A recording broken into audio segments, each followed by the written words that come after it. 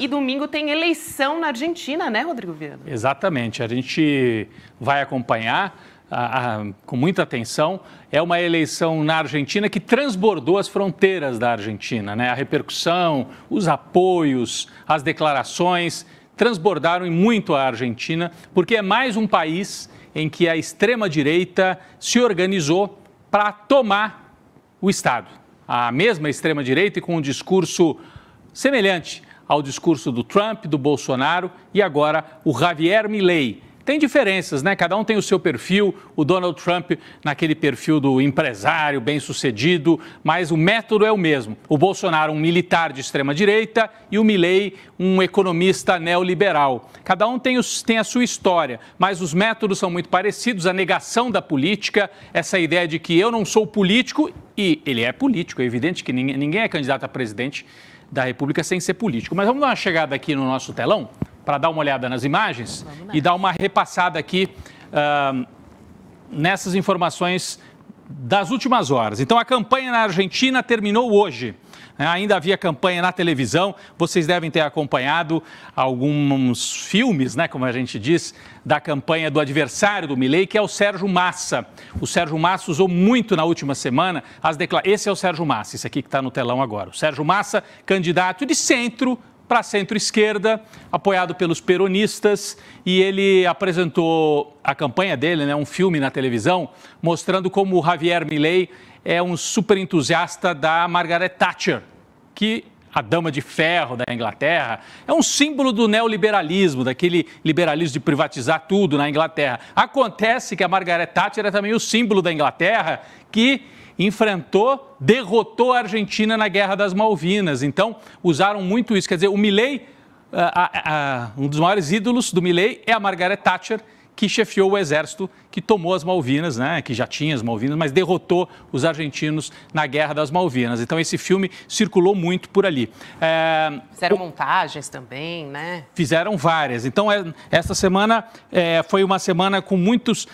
Como a gente viu aqui no Brasil, né? Tem a campanha de TV e tem a campanha de internet, e as duas se cruzam. Isso foi muito forte nessa última semana lá na Argentina. Olha, o que chama a atenção, eu falei que as falas são muito parecidas. Adivinha do que o Javier Milei falou hoje, Gabi? Qual foi o mote dele? Nós estamos a 2 dias da eleição.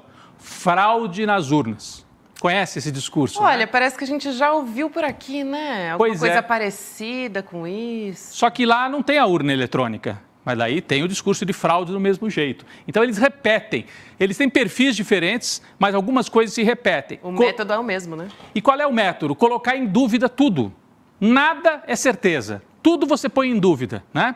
E aí, com isso, você questiona o sistema, como eles dizem. Eu sou contra o sistema. E lá ele usa muito a expressão a casta política.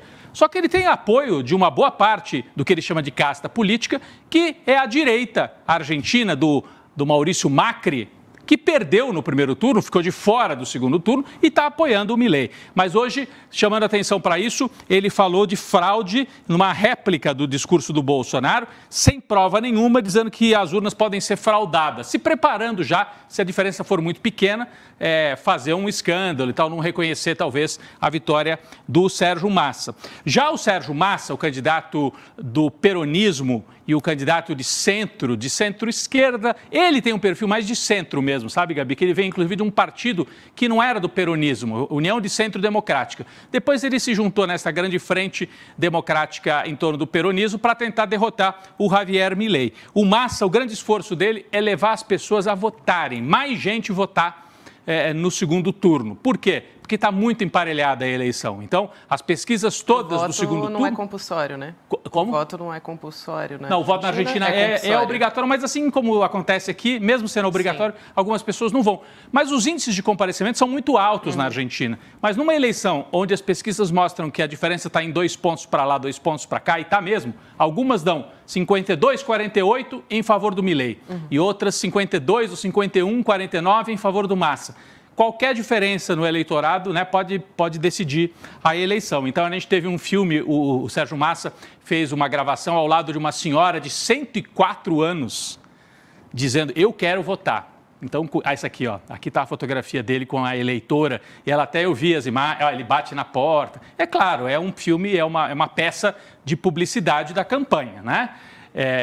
Mas é uma forma de dizer assim, olha, se uma senhora de 104 anos vai votar, eu espero que vocês todos também compareçam para tentar derrotar o Milei. E ela mostrou aqueles registros, como tem aqui no Brasil, aquelas fichinhas, o título eleitoral antigo lá da Argentina, dos anos 50. E ele conversando com ela, ele reconhece, a gente cometeu erros no poder, mas vamos tentar corrigir esses erros. Enfim, está jogando com todas as armas que pode o Sérgio Massa, que é o atual ministro da Economia, num país que tem 100% de inflação. Então, ele tem uma situação complicada.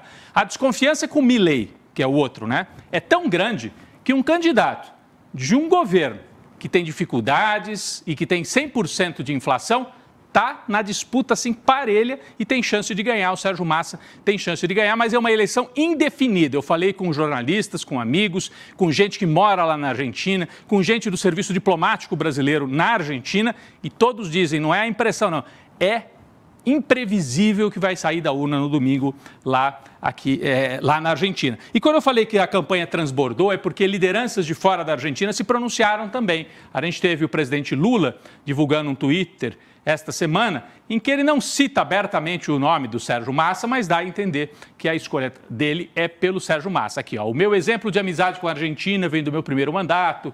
Quando eu ganhei, em 2002, a Argentina foi o primeiro país que eu visitei. Em 2023 também. A Argentina é muito importante para o Brasil. Somos os maiores parceiros comerciais dos argentinos na América do Sul.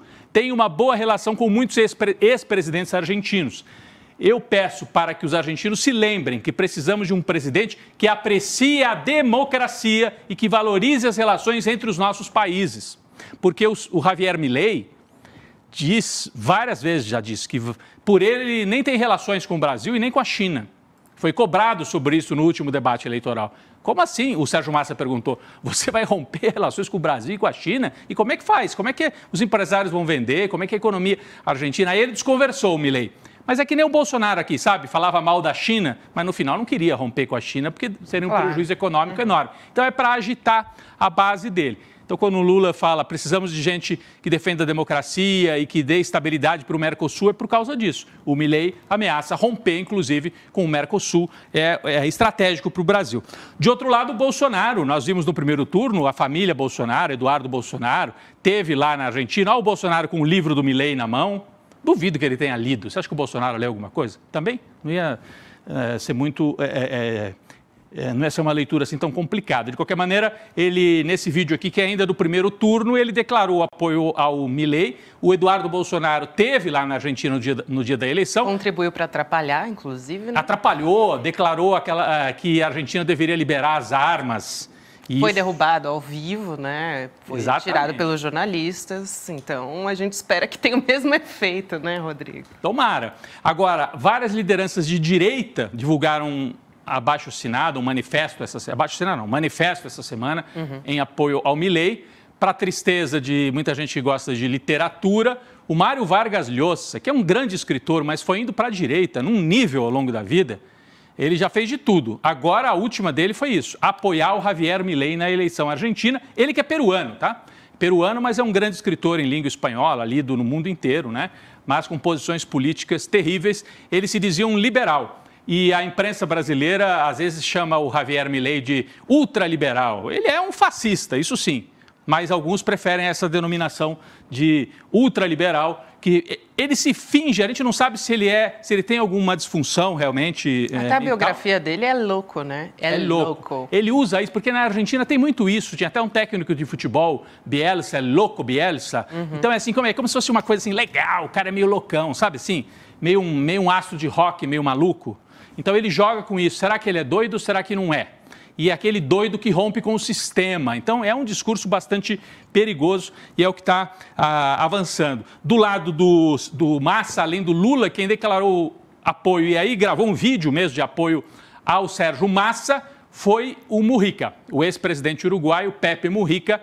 Ali, o Mujica, olha, gravou o vídeo, declarou que se votasse na Argentina, votaria no Sérgio Massa, o que não é surpresa para ninguém. O país está completamente dividido e é preocupante, porque é mais um país em que a extrema-direita tenta colocar o pé e aí seria um eixo, né, que a partir da Argentina, a extrema-direita do Bolsonaro e do Trump teria uma base forte para atuar em toda a América Latina. Bom, aqui é a eleição mais importante na América Latina esse ano. E nós vamos acompanhar tudo no domingo e na semana que vem, segunda-feira, terça-feira, vamos fazer o balanço do resultado desta eleição, Milei contra Sérgio Massa. Espero que os argentinos tenham juízo e evitem o desastre que nós já vivemos aqui por 4 anos com o Bolsonaro.